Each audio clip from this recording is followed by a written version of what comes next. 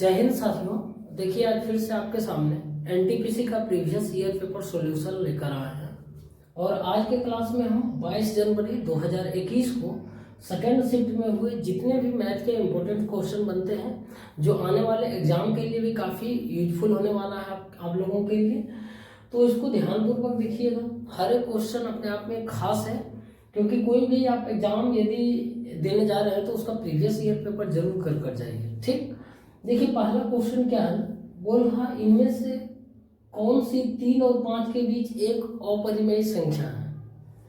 तो यहाँ पर एक इरेशनल नंबर फाइंड आउट करने बोल रहा और ऑप्शन आपके सामने है। देखिए कुछ ऐसा क्वेश्चन होता है ना जो समझ नहीं आया किसी भी तरीके से, तो सबसे पहले ऑप्शन पर चले जाना और ऑप्शन के माध्यम से कोशिश करना कि एलिमिनेट करने का, एलिमिनेशन प्रोसेस, और इसमें से आपको बहुत फायदा होने वाला है। ऑप्शन नहीं पता है तो ऑप्शन को छांटना शुरू करिए, अपने आप छांटते छांटते निष्कर्ष पर पहुंच जाइएगा। जैसे इस क्वेश्चन में बोल रहा है कि 3 और 5 के बीच एक अपरिमेय संख्या क्या होगी। तो 3 और 5 के बीच हम देखेंगे जो भी संख्याएं होंगी सबसे पहले वो देखेंगे।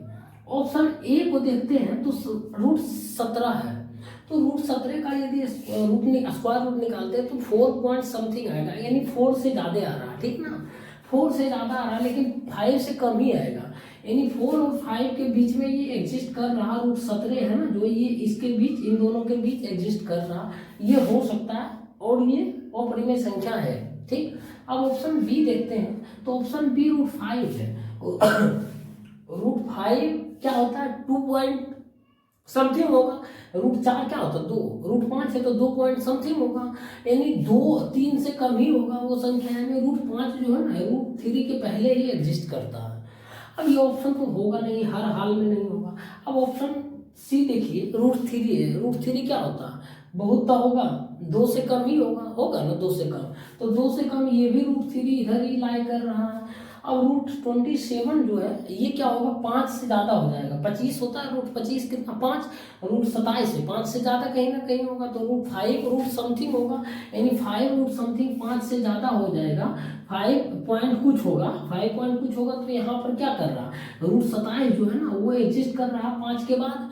तो कौन सा नंबर इन ऑप्शन में से, चारों में से कौन सा ऑप्शन जो है मेरे दोस्त आपका इन दोनों नंबर के बीच एग्जिस्ट कर रहा, तो बोलिएगा रूट 17 ही एक केवल ऑप्शन है, ऑप्शन नंबर ए, जो कि इन दोनों नंबर के बीच एग्जिस्ट कर रहा, तो यही इसका करेक्ट आंसर हो जाएगा, ऑप्शन नंबर ए। देखिए हम एलिमिनेशन प्रोसेस के माध्यम से 3 ऑप्शन छाट दिए हैं ना ऐसे, तो आपको हड़बड़ाना नहीं है। जब भी एग्जाम में इस तरह का सवाल आ जाए या कोई भी सवाल आ जाए जो समझ नहीं आया आपको, तो क्या करना है, आपको नहीं पता है लेकिन इतना कोशिश करिए कि जो नहीं होगा उसको हमको पहले ढूंढना है। तो धीरे धीरे धीरे वैसे 4 ऑप्शन रहेगा, 3 को ऐसे ही छाड़ दीजिएगा। उसी तरीके से हर चीज़ में अप्लाई होता है। कॉमन एरर में देख लीजिए या वर्ड वर्ड सब्स्टिट्यूशन में, हर तरीके से हर जब कहीं भी मिले तो ऑप्शन एलिमिनेट करना सीखिए। ठीक, उम्मीद करते हैं पहला क्वेश्चन आपको समझ आया होगा। साथियों देखिए एक और सवाल आ गया, बोल रहा 7 पुरुषों के भार 64, 63, 62, 65, 67, 66, 61 केजी है, सभी केजी में दिया है। तो पूछ रहा है इस भारों की माध्यिका ज्ञात करें, यानी मीडियन पूछ रहा। तो ऐसा सवाल बहुत बार आ चुका है। मैंने आपको क्या बताया, जब कोई नंबर का सीरीज दे दिया जाए आपके सामने और आपसे माध्यिका पूछे, इसमें 3 चीज पूछता है, एक माध्य पूछता है, दूसरा माध्यिका और तीसरा बहुलक। तो माध्य और बहुलक निकालने का बहुत ही सिंपल तरीका है, लेकिन फंसने वाला चीज है माध्यिका में, और माध्यिका ही पूछा जाता है ज्यादातर। तो माध्यिका क्या करना है निकालने का सबसे बेस्ट तरीका है, सबसे पहले जो नंबर दिया गया है ना उन सभी नंबर को आरोही क्रम में सजा दीजिए, यानी असेंडिंग ऑर्डर में बढ़ते हुए क्रम में सजा दीजिए। अब देखिए सबसे पहले हम सबसे छोटा संख्या कौन है, 61 है, उसको सजा देंगे। फिर क्या है, 62 है, फिर कितना है, 63 है, फिर कितना है, 64 है, फिर कितना है, 65 है, फिर कितना है, 66 है, फिर कितना है, 67 है। क्या 7 नंबर हुआ, 2 2 4 6 1 7, 7 पुरुष है, 7 का है ना। ध्यान रखिएगा, लिखने में चूकना नहीं चाहिए, ठीक है ना। 2 बार रहेगा जो नंबर उसको 2 बार हम रिपीट करेंगे, सब नंबर बढ़िया से लिखना, बढ़ते हुए क्रम में लिख लेना। ठीक, अब देखिए यहाँ पर क्या है ना, बीच के नंबर जो होता है वही माध्यिका हो जाता है, बीच के नंबर ध्यान रखिएगा। तो इसके बीच का नंबर क्या है, 7 है ना, तो इसके बीच का नंबर क्या हो जाएगा, इधर से गिनेंगे चौथा जो होगा, उधर से भी गिनेंगे चौथा, वही हो जाएगा इसका माध्यिका हो जाएगा, यानी 64 जो होगा ना वो माध्यिका हो जाएगा। अब देखिए बोलिएगा, हो सकता है यहाँ पर संख्या जो है ओड में था, विषम संख्या था, तब मैं इधर से चौथा कर दें, उधर से भी चौथा। यदि सम में रहता तो सम में रहता भी मेरे भाई वही तरीका अपनाते, बीच वाला चीज लेते। अब देखिए क्या है, 7 है ना, 7 पुरुष है ना, +1 ऐड करके 2 से डिवाइड कर दीजिए, और उसके बाद जो आएगा ना लेफ्ट से भी गिन लीजिएगा और राइट से भी गिन लीजिएगा, वही नंबर हो जाएगा इसका मीडियन यानी माध्यिका हो जाएगा, ठीक, बीच का नंबर, ठीक। अब मान लिया जाए यहाँ पर एक और नंबर रहता, मान लेते हैं यहाँ पर 68 रहता एक और नंबर, ठीक है ना। तो अब कैसे करते, देखिए इसके बीच का नंबर क्या होगा, देखिए 8 को हो गया ना, 1 2 3 4, इधर से भी 4 गिन के उधर से भी 1 2 3 4, इन दोनों को गिन के ना 64 + 65 आता, इसको 2 से डिवाइड कर देते तो कितना आ जाता, 64.5 आ जाता, 64.5 आ जाता। 64 और 65 के बीच संख्या क्या है, 64.5 है ना, तो 64.5 इसका जो है ना वो आंसर आ जाता, माध्यिका कहलाता, ठीक है ना। फिलहाल 68 नहीं है, कोई बात नहीं, तो इस तरीके से आपको माध्यिका निकालना, ठीक। साथियों देखिए एक और सवाल है, बोल रहा है फरमान को किसी परीक्षा में उत्तीर्ण होने के लिए 60% अंक प्राप्त करना आवश्यक है। उसने 60 अंक प्राप्त किए और 60 अंकों से अनुत्तीर्ण हो गया यानी फेल हो गया, तो पूछ रहा है परीक्षा का पूर्णांक ज्ञात कीजिए, यानी टोटल परीक्षा कितने नंबर का था ये आपको बताना है। तो मान लेते हैं परीक्षा जो है ना वो 100% नंबर का था, कोई भी चीज 100% मान कर सकते हैं। तो देखिए उत्तीर्ण होने के लिए चाहिए क्या, 60% अंक, लेकिन वो क्या किया जाता है कि 60 अंक प्राप्त करता है, ठीक है ना, 60 अंक प्राप्त करता है और 60 अंकों से अनुत्तीर्ण हो जाता है, मतलब फेल हो जाता है। 60 अंक तो प्राप्त करता है, प्लस यदि 60 अंक और मिल जाता, यानी ये भी 60 अंक मिल जाता, तो वो पास हो जाता। 60 अंक प्राप्त करता है फरमान, लेकिन 60 अंकों से फेल हो जाता है, 60 अंक और जो फेल होने वाला था वो मिल जाता है यदि, तो ये पास कर जाता लड़का, तो पास कर जाता है, यानी ये कितने के बराबर हो जाता मेरे दोस्त, 60% के बराबर हो जाता, जो कि बोल रहा है कि पास होने के लिए 60% की जरूरत है, उत्तीर्ण मतलब वही पास होने के लिए 60% की जरूरत है, यानी इतना नंबर मिलता तो वो पास कर जाता, मतलब 60% हो जाता। अब देखिए 60% बराबर कितना होगा मेरे दोस्त, तो बोलिएगा 120 होगा ना। और परीक्षा का पूर्णांक पूछ रहा तो परीक्षा मानकर चलते हैं 100% का होता होगा, 100 नंबर के 100% था, तो 100% का वैल्यू कितना हो जाएगा, तो 1% का वैल्यू 2 होगा, 100% का वैल्यू कितना हो जाएगा, 200 मार्क्स का जो है ना वो आपका एग्जाम था, परीक्षा था, तो टोटल परीक्षा का पूर्णांक क्या होगा, 200 हो जाएगा, ऑप्शन नंबर डी इसका करेक्ट आंसर हो जाएगा, ठीक। साथियों देखिए एक और सवाल है, बोल रहा है यदि किसी वृत्त के एक बाह्य बिंदु S से एक वृत्त पर 2 स्पर्श रेखाएं SA और SB इस प्रकार खींची जाती है कि SA बराबर 12 सेंटीमीटर और एंगल ASB बराबर 60 डिग्री दिया है, तो पूछ रहा है जीवा AB की लंबाई ज्ञात कीजिए। तो बहुत ही बढ़िया सवाल है। देखिए एक सबसे पहले सर्किल ड्रॉ कर लेते हैं, और इसमें इसके बाहर जो है ना एक बिंदु S है, यहाँ से एक 2 स्पर्श रेखाएं खींची जाती है SA और SB, SA और SB इस तरीके से हम खींच सकते हैं, इस तरीके से SA है और ये SB है, ठीक है ना। पर SA बराबर 12 सेंटीमीटर दिया होगा, कोई बात नहीं 12 सेंटीमीटर, और एंगल ASB जो है ना वो 60 डिग्री, ये 60 डिग्री दिया होगा। ध्यान रखिएगा वृत्त के बाहर किसी बिंदु से जब 2 टेंजेंट खींचते हैं, 2 स्पर्श लाइन, तो क्या होता है ना दोनों आपस में बराबर होता है, यानी जो AS की लंबाई होगा वही BS की लंबाई होगा। और आपसे पूछ क्या रहा जीवा AB की लंबाई, जीवा AB की लंबाई आपसे पूछ रहा क्या होगा, तो यहाँ पर ध्यान दीजिएगा, इस क्वेश्चन को डायरेक्ट आप बना सकते हैं। ये अभी क्या बोले, लंबाई दोनों बराबर होगा, AS और BS, ये भी 12 हो जाएगा तो ये भी 12 हो जाएगा। अब देखिए ये एंगल जो होगा वही एंगल ये होगा, क्योंकि समबाहु त्रिभुज से पता है कि 2 एंगल बराबर होता है, दोनों भुजा बराबर होती है, तो ये एंगल भी बराबर होगा। अब लेकिन ये बराबर तो होगा, लेकिन ये 60 डिग्री दे दिया होगा, तो बाकी 120 डिग्री इन दोनों एंगल को मिलाकर होगा और ये दोनों एंगल आपस में बराबर होगा, तो यानी 60-60 दोनों को होना चाहिए, 60 इसका भी 60 इसका भी और ये 60 भी हो गया, तो ये क्या बन गया, समबाहु त्रिभुज बन गया ना। तो ये 12 है, ये भी 12 है और ये कितना हो जाएगा, ये भी 12 हो जाएगा। सीधी सी बात है, कोई जरूरत नहीं इसको कैलकुलेशन करने की। तो आप डायरेक्ट इसको कर सकते हैं, 12 इसका करेक्ट आंसर हो जाएगा, ठीक है ना। नहीं तो आप कोसाइन रूल भी लगाकर इस क्वेश्चन को बना सकते हैं। कोसाइन बराबर क्या होगा, कोस एस बराबर लगाइएगा मेरे दोस्त, क्या हो जाएगा AS square plus BS square minus AB square, यही निकालना। तो AB स्क्वायर बटे क्या हो जाएगा 2 इंटू AS इंटू BS, यही होता है ना कोसाइन रूल। आप देखिए कोस एस के जगह 60 डिग्री बैठाइए, 60 डिग्री का मान 1/2 होता है कोस। उसके बाद एस का मान बैठाइए, बीएस का मान बैठाइए, ए बी रहने दीजिए, ए बी का ही मान आपसे पूछ रहा, तो यही इसका करेक्ट आंसर हो जाएगा 12, ऑप्शन नंबर ए हो जाएगा, ठीक है ना। तो इस तरीके से आप बना सकते हैं बिना ये कोसाइन फॉर्मूला लगाए। साथियों देखिए एक और सवाल है, बोल रहा 28 पी पे पावर 5 इंटू क्यू स्क्वायर और 70 पी पे पावर 3 इंटू क्यू पे पावर 4 का HCF ज्ञात कीजिए, मतलब हाईएस्ट कॉमन फैक्टर। तो देखिए इस सवाल का आंसर इसी HCF में छुपा हुआ है। HCF का मतलब क्या होता है, हाईएस्ट कॉमन फैक्टर, यानी ऐसा कॉमन फैक्टर ढूंढिए जिसमें दोनों में हाईएस्ट हो और वो कॉमन हो, ठीक है ना। तो यहाँ पर देखिए 28, सबसे पहले कांस्टेंट का देखते हैं, 28 और 70 में क्या है कॉमन फैक्टर जो हाईएस्ट हो, तो बोलिएगा आप 14 है, 14 है ना, 28 तो होगा नहीं, 14 ही है हाईएस्ट कॉमन, 14 28, 14 50 70, नहीं हाईएस्ट कॉमन फैक्टर 14 है। तो 28 वाला काट दीजिए और 70 वाला काट दीजिए, या तो ऑप्शन बी होगा या सी होगा। अब देखिए पी पे पावर 5 में और पी पे पावर 3 में हाईएस्ट कॉमन फैक्टर क्या है, तो बोलिएगा पी पे पावर 3 ही है हाईएस्ट कॉमन, इसमें भी पी पे पावर 3 है, इसमें भी पी पे पावर 3 है, तो पी पे पावर 3 वाला ऑप्शन जो है ऑप्शन नंबर बी इसका करेक्ट आंसर हो जाएगा, करने की आगे जरूरत ही नहीं।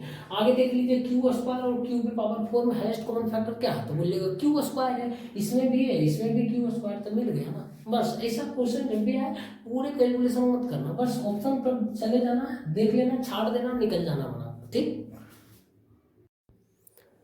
देखिए बहुत ही अच्छा सवाल है, बोल रहा है यदि किसी आंकड़े की प्रत्येक प्रविष्टि में 7 जोड़ा जाता है तो इसके समांतर माध्य पर क्या प्रभाव पड़ेगा।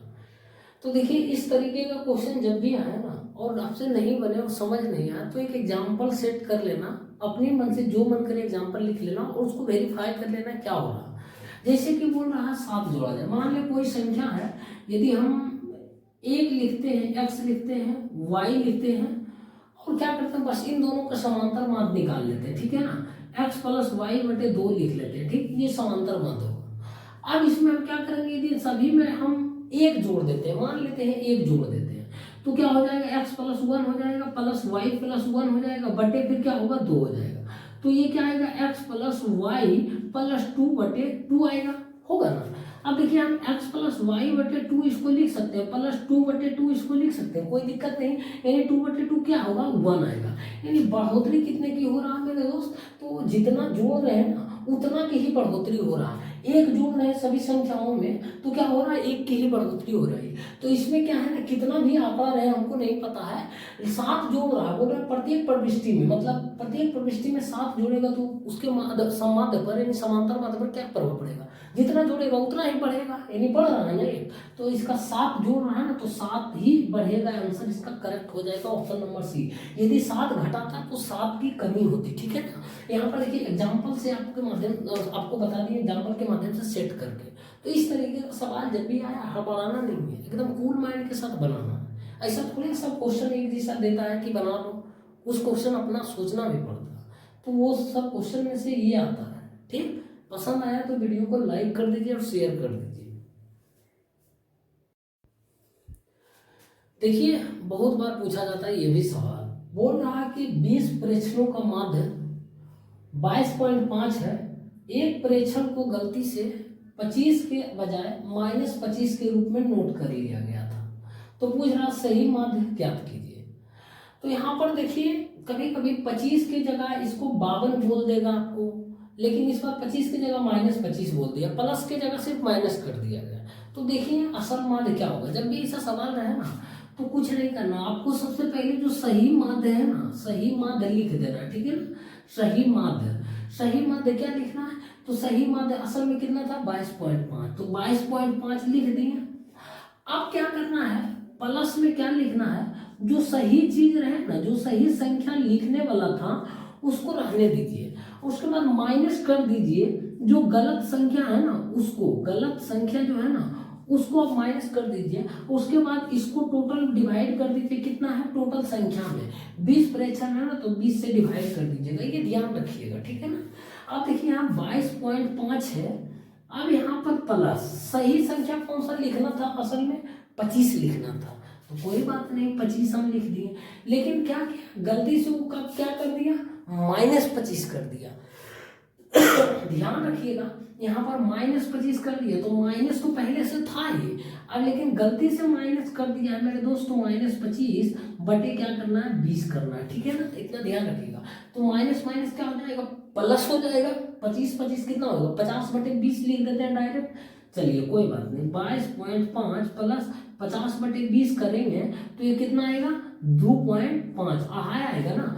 अब देखिए क्या आ जाएगा 2.5 प्लस 22.5 कितना आ गया 24 से 25 आ गया, तो इसका करेक्ट आंसर जो हो जाएगा ना मेरे दोस्त वो 25 हो जाएगा, ऑप्शन नंबर बी, ठीक है ना। तो जब भी ऐसा सवाल रहे तो ये फॉर्मूला रट्टा मार लेना। सबसे पहले क्या करना, जो रियल में औसत दिया रहे, माध्य औसत वही होता है, उसको लिख देना, प्लस कर देना, और जो असल में संख्याएं लिखना था उसको लिख देना है। और एक संख्या रहता मान लें 25, और देखते होंगे 25 के जगह 52 कर देता है, उसके बाद 65 के जगह कितना कर देता है 56 कर देता है। तो जो असल में करना था, रियल में करना था वो लिख दिया जोड़ के साथ। अब मान लिया जाए 56 के जगह 65 करना था, 56 के जगह करना था 56 लेकिन गलती से 65 कर दिया, तो असल में जितना करना था उसको ऐड कर देते, 25 के साथ 56 जोड़ देते, उसके बाद अलग से जो गलती से लिखा गया उसको गलती से लिख कर ऐड दोनों को उधर कर देते। इस तरीके का सवाल बताएं, बस उसके बाद जो जितना संख्या है उतना से डिवाइड मार देते हैं, और डिपेंड करता साइन प्लस माइनस आ क्या रहा है यहाँ पर, ठीक है ना।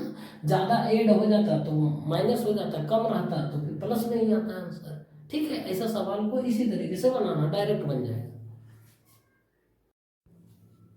साथियों देखिए फिर से एक सवाल आ गया रेशियो का, बोल रहा 12 और 30 का तृतीय अनुपात ज्ञात करें, यानी थर्ड प्रोपोर्शन पूछ रहा क्या होगा।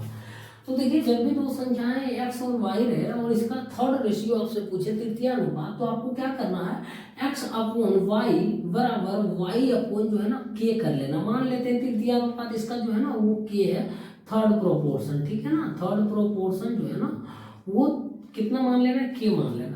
तो k बराबर क्या आ जाएगा मेरे दोस्त, k बराबर y² बटे x आ जाएगा, यही इसका तृतीय अनुपात होगा। फॉर्मूला पर यही बना बनाया दे दिया जाता है बहुत सारे टीचर के द्वारा कि ये रट्टा मार लो, रटना बिल्कुल भी नहीं। देखो 12 है ना, 12 बटे 30 किए, उसके बाद 30 बटे जो है तृतीय अनुपात मान लिए k है, तो अब कर दीजिए आपका जो मन करे इसको करिएगा, तो 30 गुने 30 बटे कितना हो जाएगा 12 हो जाएगा, इसको काटिएगा आप कितना हो जाएगा मेरे दोस्त, 4 तिया 12, 10 तिया 30, 5 दूना 10, 6 दूना 12। अब 15 बार में काटेंगे तो 15 बचे कितना आ जाएगा 75 आ जाएगा, इसका तृतीय अनुपात जो हो जाएगा 75, ऑप्शन नंबर सी इसका करेक्ट आंसर हो जाएगा। चाहे तो आप फॉर्मूला के माध्यम से ही रट सकते हैं, कोई जरूरत नहीं है रटने का, हालांकि मेरा सलाह मत रटिए, यही याद रखिए, ठीक।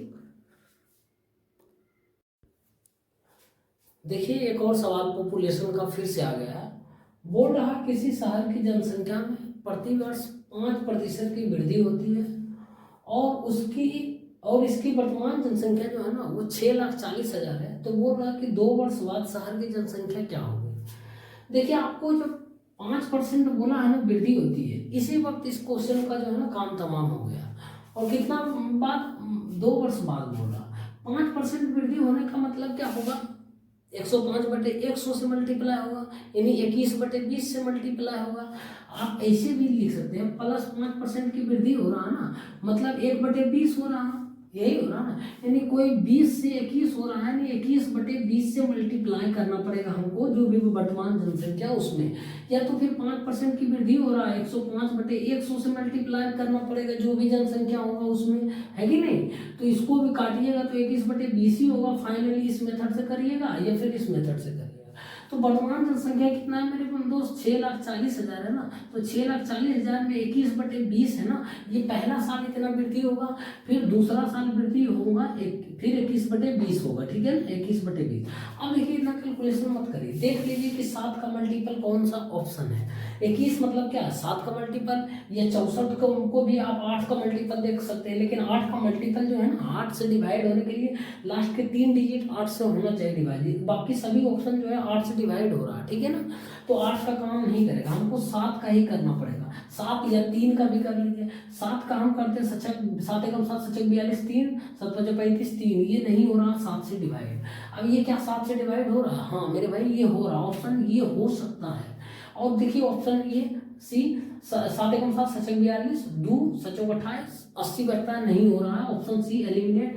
ऑप्शन डी भी एलिमिनेट हो गया मेरे दोस्त, ऑप्शन नंबर 20 का करेक्ट आंसर हो जाएगा। हम कैलकुलेशन किए भी नहीं, 7 से सिर्फ देख लीजिए कौन सा इसका 7 का मल्टीपल है या डिविजिबल है। देखिए 3 से भी डिविजिबल हो जाएगा, 7 5 12 6 18 18 है ना, 3 का मल्टीपल है तो वो 3 से भी डिवाइड हो जाएगा। तो इस तरीके से आप करिए, जब भी ऐसा सवाल आए पूरे कैलकुलेशन करके आंसर लाने की जरूरत नहीं है, ठीक है ना। यदि ऑप्शन मैच कर जाता है 2 या 2 से अधिक, तब आप जाकर एग्जैक्ट वैल्यू लाकर आंसर निकालिए।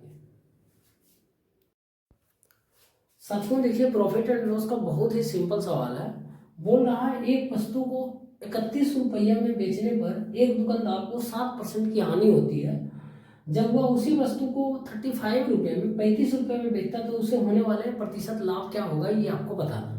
तो कुछ नहीं करना, बहुत ही सिंपल है। 31 रुपया में बेचता है तो 7% की हानि होती है, यानी 31 रुपया में जब बेचता है तो 7% की हानि होती है। मतलब कितना होता है, 93 रुपया में वो बिकता है, मतलब कि 100% यदि करेमूल मान लेते हैं तो 7% हानि होता है, मतलब 93 में ही बिकता है, यानी 31 का वैल्यू 93 है। तो पूछ रहा 35 में क्या होगा, तो 35 रुपया में क्या हो जाएगा मेरे दोस्त, ये 35 रुपया में हो जाएगा 93/31 गुने 35 हो जाएगा ना। अब इसको काटेंगे, 31 दिया 93 हो जाएगा ना। 93 35 दिया कितना आ जाएगा, 105 आ जाएगा। अब 105 आ गया है यहाँ पर, 35 रुपये में बेचने पर 105, मतलब क्या है, कितना परसेंट का लाभ हो रहा है, तो 100 से कंपैरिजन कर देना, जितना ज़्यादा रहेगा उतना प्रतिशत लाभ, जितना कम रहेगा उतना प्रतिशत हानि हो जाएगा। तो कितना है ज़्यादा, +5 है ना, तो +5% जो होगा ना उसको लाभ होगा, बस। प्लस 100 से ज़्यादा ये बताता है कि उसको लाभ हो रहा है उतना परसेंट, 100 से कम बता रहा है उसको इतना परसेंट हानि हो रहा है। इसीलिए तो 100 से देखिए 7 कम है ना, 7% हानि हो रहा है, 7% हानि हो रहा है तो 93 लिख दिए, ठीक है ना। तो ऑप्शन नंबर 20 का करेक्ट आंसर हो जाएगा, 5% की लाभ हो जाएगा, ठीक। साथियों देखिए मेंसुरेशन का बहुत ही सिंपल सवाल, यदि फार्मूला आपको पता है तो चुटकियों में बन जाएगा। बोल रहा दो शंकुओं के आधारों के व्यास बराबर है, यदि उनकी तिर्यक ऊंचाई का अनुपात जो है वो 3:4 है तो उनके वक्र पृष्ठीय क्षेत्रफलों का अनुपात क्या होगा, ये आपको बताना। तो शंकु के वक्र पृष्ठीय क्षेत्रफल का फार्मूला क्या होता है, πr/l होता है, ठीक है ना। तो πr1l1 अपॉन πr2l2, यही तो रेशियो दोनों को पूछ रहा है। तो देखिए पाई कैंसिल हो जाएगा। बोल रहा आधारों के व्यास बराबर है, मतलब व्यास बराबर है, आधार का व्यास जो है ना, इस तरीके से शंकु बनाएंगे तो दोनों के आधार का व्यास बराबर है, मतलब त्रिज्या भी बराबर है, तो त्रिज्या भी मेरे दोस्त कट जाएगा। अब यानी L1 और L2 का ही रेशियो हो जाएगा उसके वक्र पृष्ठीय क्षेत्रफलों का अनुपात। तो L1 और L2 का क्या है, यानी तिर्यक ऊंचाई दोनों के अनुपात क्या हो जाए, 3:, पहले से दिया हुआ 4, तो 3:4, 3 L1 की जगह 3 रख देंगे, L2 की जगह 4, है ना, उनकी तिर्यक ऊंचाइयों का अनुपात है ना। तो तिर्यक ऊंचाई पहला का 3 है, दूसरे का 4 है, तो यही इसका करेक्ट आंसर हो जाएगा, वक्र पृष्ठीय के क्षेत्रफलों का अनुपात। तो ऑप्शन नंबर डी इसका करेक्ट आंसर, कुछ करना ही नहीं था। साथियों देखिए एक सवाल है, बोल रहा निम्नलिखित में किसका दशमलव शांत है, यानी आपको ये बताना है इन चारों ऑप्शन में कौन सा ऐसा ऑप्शन है जो पूरी तरीके से कट जाता है, ठीक है ना। तो देखिए यदि हम चेक करेंगे बारी से 2/7 को यदि 7 से डिवाइड करते हैं 2 में, तो 7 दूना 14, 6 7 8 56, 4 7 5 35, 5 7 7 49, 1 7 1 7 3, फिर वही कटते आ रहा, मतलब ये एग्जैक्ट कट नहीं रहा, पॉइंट के बाद कुछ ना कुछ आते आ रहा, तो ये शांत नहीं अशांत है। अब ऑप्शन बी देखते हैं, 2/5, 5 से डिवाइड मारेंगे 2 में 0.4, यानी ये पूरी तरीके से कट रहा, यही इसका करेक्ट आंसर हो जाएगा शांत। बाकी ये देखिए 0.66 हो रहा, 6 इसी तरीके से कट रहा, फिर 0.9 दूना 18, 1, फिर 9 एकम 9, 1, फिर 9 एकम 9, इसी तरीके से आ रहा, तो ये भी जो है ना अशांत हो जाएगा, ये भी अशांत हो जाएगा, तो केवल ऑप्शन बी ही हो जाएगा, होगा जो शांत होगा। ठीक है ना साथियों, देखिए आज के क्लास का लास्ट सवाल है, बोल रहा है यदि 16, 18, 15, 17 पी और 14 का समांतर मान जो है ना वो 17 है, तो बुझ रहा पी का मान क्या होगा, ये आपको बताना है। यानी ये सभी संख्याएं दे दी है और इसका एवरेज जो है 17 दिया हुआ। तो सबसे पहले इन सभी को जोड़ेंगे। देखिए 16 plus 18 plus 15 plus 17 plus P plus 14 बटे कितना हो जाएगा, इसका एवरेज कितना से डिवाइड करेंगे, तो जितना नंबर है, तो नंबर कितना है 1 2 3 4 5 6 से डिवाइड कर देंगे और ये क्या हो जाएगा, समांतर माध्य हो गया। समांतर माध्य को ये एवरेज बोलते हैं, ठीक है ना। तो समांतर माध्य ये हो गया टोटल, जो कि दिया हुआ कितना के बराबर, 17 के बराबर। अब कुछ नहीं करेंगे, अब इसको क्या करेंगे, ऐड कर देंगे। यहाँ पर देखिए 16 18 कितना होगा 34, 34 15 49, 49 17 कितना हो जाएगा 66 हो जाएगा, ठीक है ना। 49 17 हो जाएगा मेरे दोस्त, 66 हो जाएगा। 66 14 कितना हो जाएगा आपका 80 हो जाएगा। यानी 80 प्लस पी बराबर क्या होगा, 17 5 85, 17 छक्का 102 होगा, तो 102 हो जाएगा। ये मल्टीप्लाई करेंगे ना तो पी बराबर कितना हो जाएगा मेरे दोस्त, 22 हो जाएगा। 22 ही होगा ना, तो 22 इसका करेक्ट आंसर हो जाएगा। पी का मान आपसे पूछ रहा तो ऑप्शन नंबर बी हो जाएगा इसका करेक्ट आंसर। उम्मीद करते हैं आगे क्लास में जो 13 क्वेश्चन बताया वो सभी के सभी समझ आया होगा साथियों। और समझ आ रहा तो कमेंट बॉक्स में जरूर बताइएगा, हाँ समझ में आया, नहीं समझ में आया तो भी बताइएगा। और पसंद आया वीडियो को तो लाइक कर दीजिए और शेयर कर दीजिए, ठीक है ना। और कोशिश करेंगे नेक्स्ट क्लास में बढ़िया से बढ़िया समझाने का। यदि आपको नहीं आया होगा तो बताइएगा, अपना फीडबैक दीजिएगा, जो भी नया स्टूडेंट है। ठीक, मिलते हैं नेक्स्ट क्लास में, तब तक के लिए बहुत बहुत धन्यवाद।